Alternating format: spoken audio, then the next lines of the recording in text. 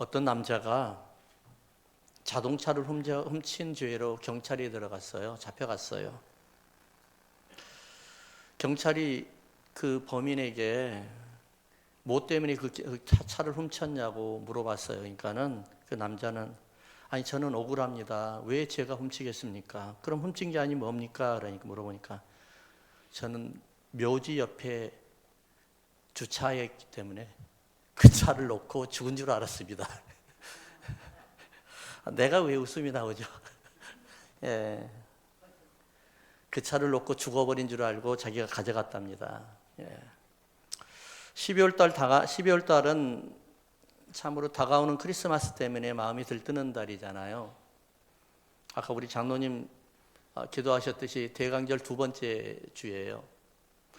12월로 들어가면서부터 우리는 기대와 흥분으로 사실 들어가게 됩니다. 왜 그럴까요? 예수님이 이 땅에 오신 날이기 때문에 그래요. 예수님이 때문이죠. 제가 이사야서를 한 10번 정도를 제가 말씀을 전했더라고요. 근데 오늘로 이제 이사야서를 마치려고 해요. 왜냐하면 오늘 이 말씀이 바로 계속해서 이사야서 전개되었던 과정 중에 오늘이 클라이막스예요. 그래서 가장 핵심적이고 가장 중요한 말씀이에요. 그렇기 때문에 이 이사야 말씀을 통해서 오늘의 핵심적인 거, 여러분 그 전에는 다 약간 좀 귀로 흘러들였고 마음에 기억이 남지 않다고 하지만 오늘은 좀 집중해서 들었으면 좋겠어요. 이 말씀의 내용은 참 우리 크리스천들에게는 굉장히 핵심적인 말씀인데 유대인들에게는 그렇지 않아요. 유대인들이 이사야서를 쭉 읽다가 이 내용이 나오면 훅 지나가 버려요. 예, 그냥 스킵해 버립니다.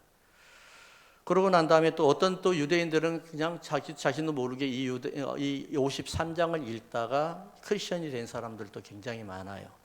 우리 한번 읽어볼까요? 53장 10절 다 같이 읽어보겠습니다. 여호와께서 그에게 상함을 받게 하시기를 원하사 질고를 당하게 하셨은즉 그의 영혼을 무슨 제물요? 속건 제물로 드리기에 이르면 그가 씨를 보게 되며 그의 날은 길 것이요 또 그의 손으로 여호와께서 기뻐하시는 뜻을 성취하리로다. 그러니까 예수님이 오신 제물이 뭐냐면 속건 제물이래요. 속건 제물. 우리의 생각과는 조금 다른 이야기죠. 우리는 예수님이 이 땅에 오신 게 화목 제물로 오셨다고 이야기를 하잖아요. 근데 여기서는 뭐라고 그래요? 속건 제물로 오셨대요. 그러면은 속건제에 대해서 조금 알아야 되거든요. 속건제가 뭐냐면은 이웃에게 범죄한 것들을 회개하는 제사예요. 이웃에게. 하나님이 아니에요. 이웃에게. 그러니까 이 속건제라는 히브리 언어는 뭐냐? 아샴이라는 뭐냐면 죄의 용서와 보상. 내가 죄를 지었으면 보상을 해줘야 돼요. 그리고 또 죄를 속하기 위해서는 당연히 제사를 지내야 돼. 짐승을 잡아야 돼요. 이것이 바로 속건제예요. 그러니까 알고도 지은 죄, 모르고 지은 죄, 하나님이 아니라 이웃에게 지었던 죄를 용서받는 것이에요. 그러면 이게 좀 문제가 되잖아요. 자, 그러는데 이 말씀으로만 끝나버리면은 우리가 그냥 이웃에게만 잘하면 끝나요. 타 종교와 다를 게 아무것도 없어요. 그렇잖아요? 내가 세상 살아가는데 이웃에게 잘하고 세상에 잘하고 도덕적으로 살면은 구원을 받는다 이렇게 생각하면 다 끝나버리는 거예요. 근데 그렇지 않아요. 이것만 있는 게 아니라 어디가 또 있냐면 53장 5절을 한번 읽어볼까요? 53장 5절. 그가 찔림은 우리의 허물 때문이요 그가 상함은 우리의 죄악 때문이라 그가 징계를 받음으로 우리는 평화를 누리고 그가 채찍에 맞음으로 우리는 나음을 받았도다. 자, 여기에서 허물이라는 히브리 단어예요. 이 허물이라는 히브리 단어는 뭐냐면은 사람들에게 죄 지은 실정법들만 이야기하는 것이 아니라 하나님께 지은 범죄, 즉 아담의 범죄까지 회개를 해야만이 제사를 지내야만이 하나님이 우리를 받아주신다는 거예요. 자, 그러면 이사야서 53장은 지금 논리적으로 뭐가 형성이 돼요? 십자가가 형성이 되는 거예요. 자, 첫 번째, 이웃에게 범죄한 것들을 다 회개하고 하나님과 원수되었던 것을 다 회개하는 것. 십자가가 완성이 되어버려요. 그래서 이사야서 53장은 결론적으로 뭘 이야기하냐? 메시아를 이야기하고 예수 그리스도를 이야기하고 십자가에서 죽으신 예수 그리스도를 이야기해요. 자, 이사야서 53장에 들어오기 전에 계속해서 설교했던 게 뭐였죠? 고난의 종이라고 이야기를 했죠. 그 고난의 종. 고난의 종의 결론적으로 결국에 가는 방향은 어디예요? 십자가예요, 십자가. 자, 그러면은 우리의 도덕으로 우리가 사람에게 지은 것으로만 해결된다고 해서 우리가 구원받는 것이 아니라 하나님 앞에 용서받는 것이 아니라 어떻게 해요? 하나님께 지은 죄까지도 우리가 용서를 받아야만이 우리는 구원의 사람이 되고 하나님의 백성이 된다는 것을 이야기하는 거예요. 자, 그러면 우리가 이걸 다시 한번 돌아가 볼까요? 이사야서가 기록되었던 시대의 우리 상황을 보면은 어떤 상황이었을까요? 이사야서는요, 바로 남유다는 참으로 힘든 시기에 있었어요. 왜냐하면 북이스라엘은 이미 멸망당해가지고 어디에요? 바벨론의 포로에 끌려갔어요. 그게 바로 뭐냐면은 바로 그러니까 지금 아스아 왕 때 이사야가 쓰게 되는데 아하스 시대에 시리아와 에브라임을 동맹을 통해서 유다를 침공하는 사건이 있었어요. 자, 그러면은 이사야가 기록된 세계는 네 왕인가 그 시대를 거쳐가면서 지금 이사야가 기록이 되거든요. 중요한 건 히스기야 왕 때는 아시리아와 사네립이 예루살렘 공격하기 위해서 지금 유다를 둘러싸고 존폐이기가 달려있는 상황이에요. 그러니까 무슨 말이냐면은 북이스라엘은 지금 포로로 끌려가가지고 지금 계속해서 이방 민족에게 노예 생활을 하고 있는 상황. 남유다는 그렇다고 해서 지금 평온하게 안전하게 잘 사는 상황이 아니라 계속해서 이웃 나라들에게 공격을 받으면서 사면 초가에 있는 이런 시기가 바로 뭐예요? 이사야 시대라는 거예요. 그런데 중요한 건 뭐냐면은 결국 유다도 멸망했어요. 결국 예루살렘이 멸망했어요. 물론 나중에 말씀이지만은 예수님께서 말씀하셨던 것처럼 예루살렘이 그건 BC를 이야기하는 겁니다. 지금 여기서는 AD를 이야기하는 거고요. 돌 위에 남지 않고 다 당한다는 거예요. 자, 예루살렘이 멸망당했어요. 하나님의 백성들이 포로로 끌려갔어요. 하나님이 계시는데 하나님의 백성이 포로로 끌려가지고 처참한 지금 꼴을 당하고 있어요. 이런 상황에서 이스라엘 백성들은 어떤 생각이 들까요? 하나님이 어디 계십니까? 하나님이 어디 계십니까? 내가 지금 죽어가고 있습니다. 나의 부모님들이 산채로 지금 끌려가서 목숨을 버림받고 있습니다. 나의 자녀들이 부모가 보는 앞에서 지금 욕을 당하고 있습니다. 하나님이 어디 계십니까? 하나님이 계시면 우리에게 이렇게 할 수가 있습니까? 라고 얼마나 많은 원망과 아픔과 상처를 가지고 있었겠어요. 하나님에게 상처를 가지고 있는 거예요. 왜냐하면 그들이 저질렀던 죄는 아무도 생각을 안 하는 거예요. 사람이 그러잖아요. 어렵고 힘들 때는요, 자기가 지은 죄는 생각하지 않고 지금 억울한 것만 생각이 되잖아요. 대부분이 많이 그래요. 다 그렇다는 건 아니고. 자, 그때 하나님께서 이런 구원의 메시지를 주는 거예요. 첫 번째 볼까요? 53장 5절에 우리가 읽었던 내용입니다. 그가 찔림은 우리 허물을 인하여 그가 상함은 우리의 죄악을 인함이라. 그가 징계를 받으면 우리는 평화를 누리고 그가 채찍에 맞음으로 우리가 나음을 받았도다. 한번 따라합시다. 고난의 종 메시아가 우리를 대신해서 징계를 받음으로 우리는 치유를 받았습니다. 하나님이 이 메시지를 주는 거예요. 지금 어떤 상황에서요?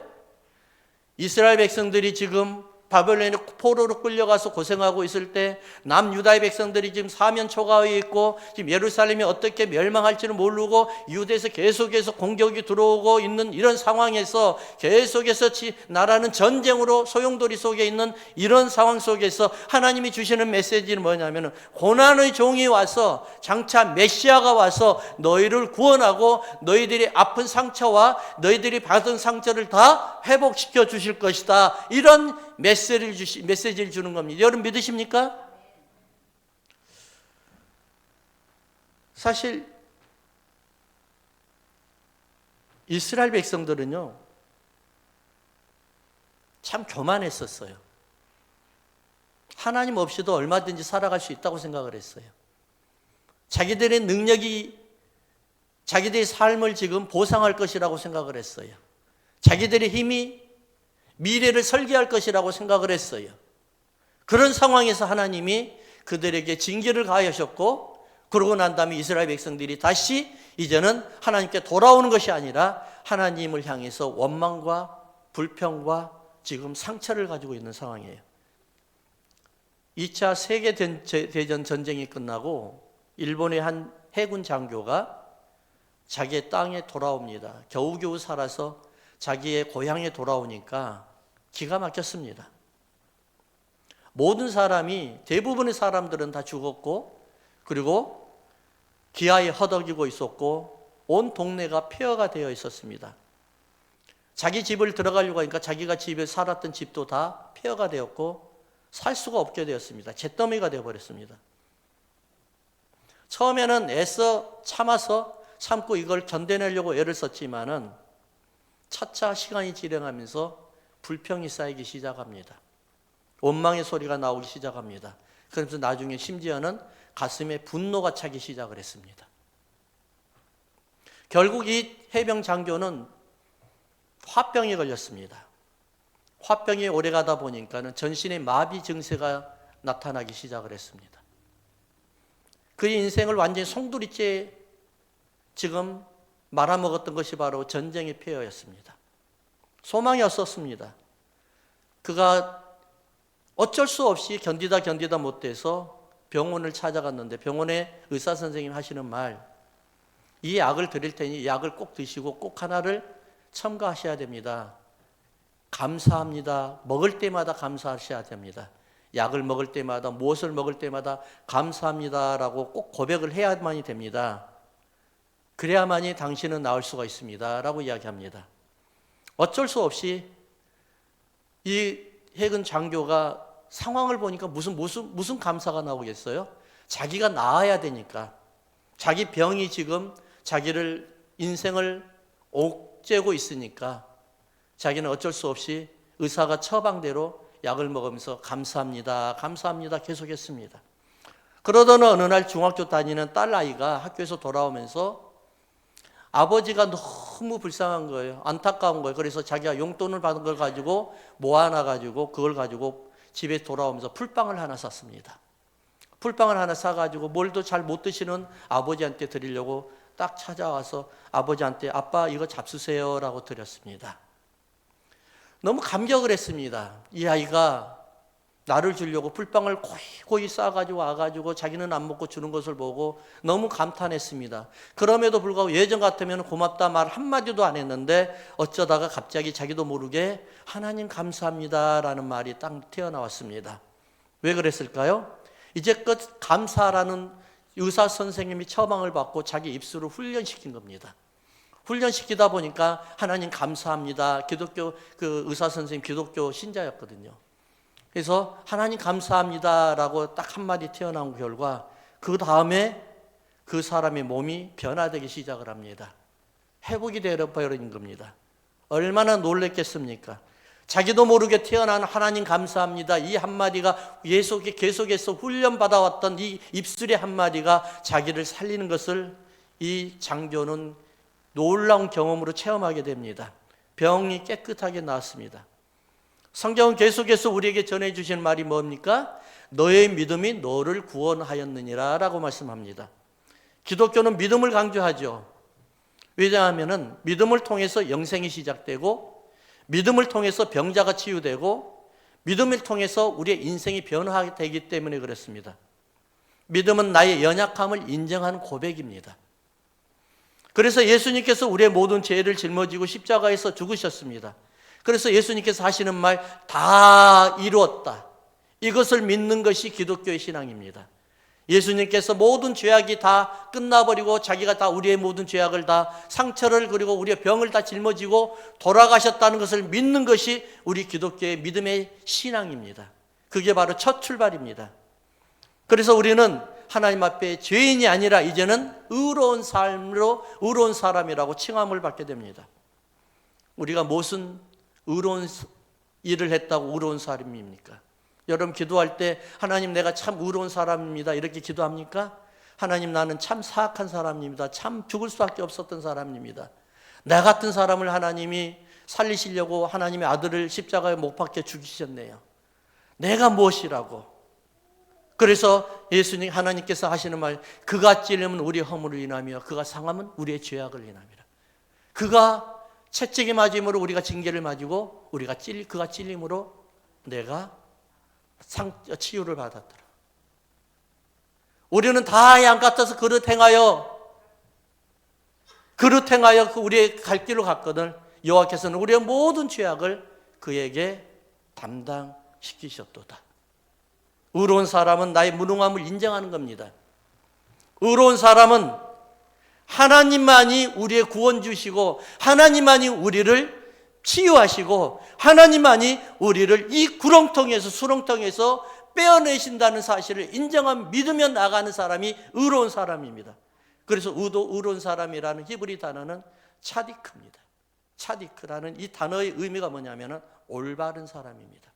율법과 도덕의 올바른 사람이 아니라 하나님의 길을 믿으며 따라가는 하나님의 길로만 가는 사람이 올바른 길이라고 합니다. 그래서 성경에서 가장 큰 죄악은 예수 그리스도를 믿지 아니하는 죄가 바로 가장 큰 죄라고 합니다. 왜 그럴까요?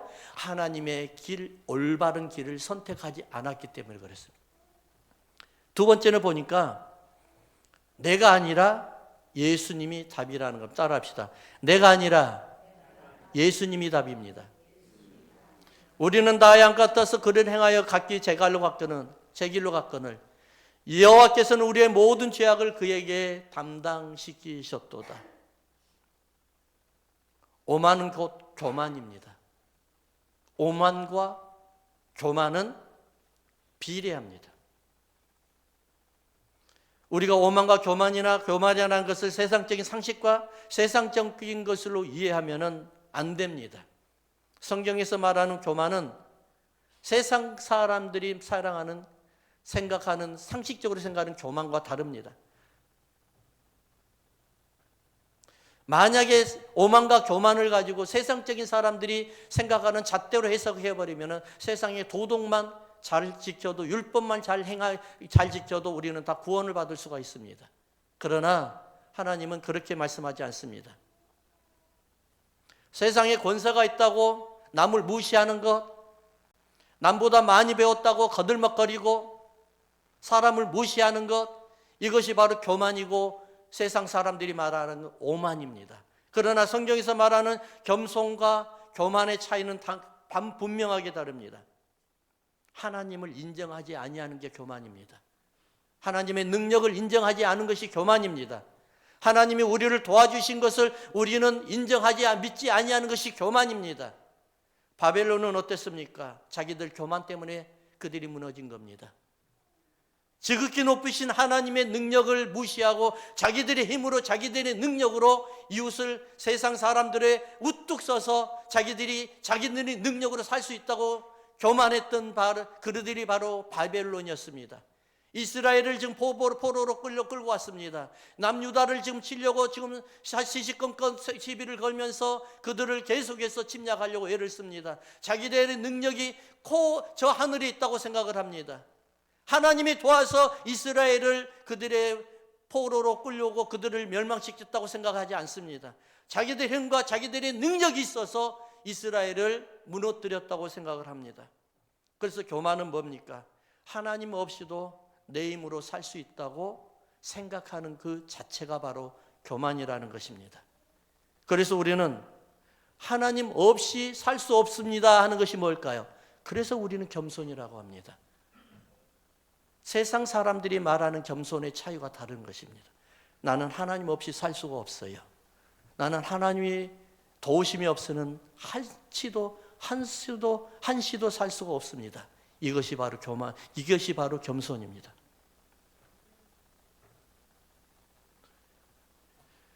이우라 아야코라는 사람이 있습니다. 여러분 잘 알 겁니다. 일본의 유명한 작가입니다. 홋카이도가 고향인데 홋카이도에 자기의 이름을 딴 유명한 기념관이 있을 정도입니다. 아야코가 지었던 소설 중에 하나가 뭐죠? 빙점, 빙점이었습니다. 이분이 어렸을 때는 기독교 신앙을 갖지 못했습니다. 이분은 돌아다니는 종합병원 환자였었습니다.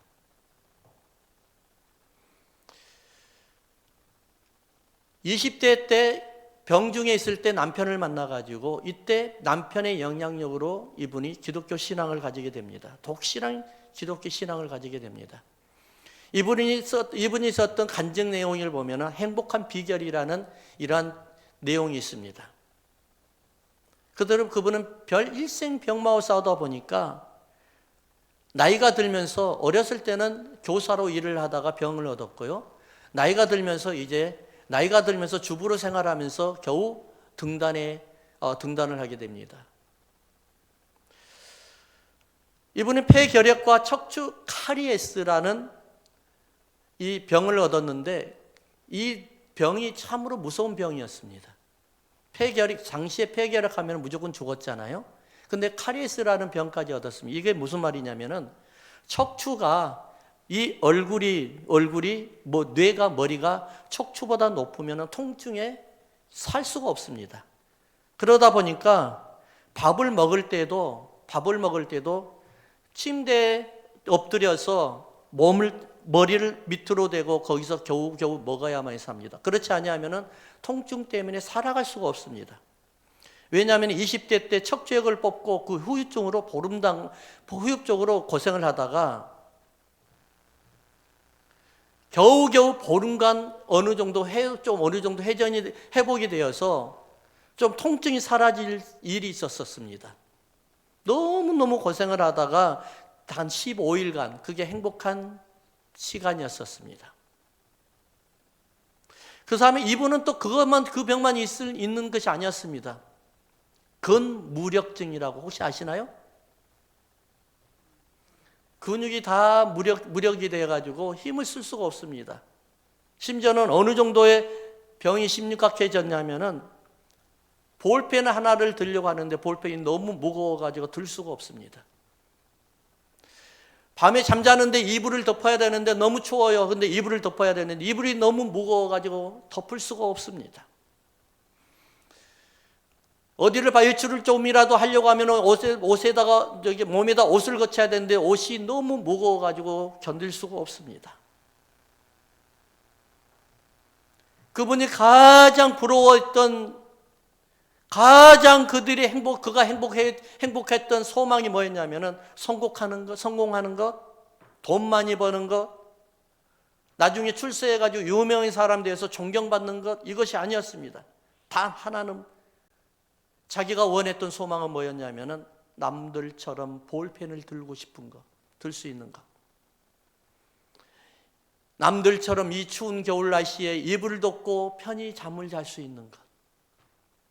외출을 할 때 남들처럼 걸어져 옷이라도 좋으니까 옷을 입고 추위를 보호하고 외출을 할 수 있는 것. 보통 사람들에게는 특별하지 아니하는 것이 자기에게는 엄청난 특별한 소망이었습니다. 우리는 예수님 때문에 이 세상을 잘 살고 있습니다. 그리고 예수님 때문에 믿음 생활도 훌륭하게 하고 있습니다. 예수님 때문에 우리는 교회 평생을 헌신하면서 살아가고 있습니다. 예수님 때문에 부족한 생활비도 쪼개내어서 11조도 하고 감사헌금도 하고 주일 헌금도 합니다.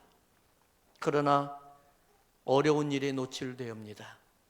예수님 잘 믿는다고 해서 우리가 어려운 일에 우리가 안 되는 것이 아니라 모든 사람이 다 그렇듯이 우리도 어려운 일에 노출되고 고난을 겪게 됩니다.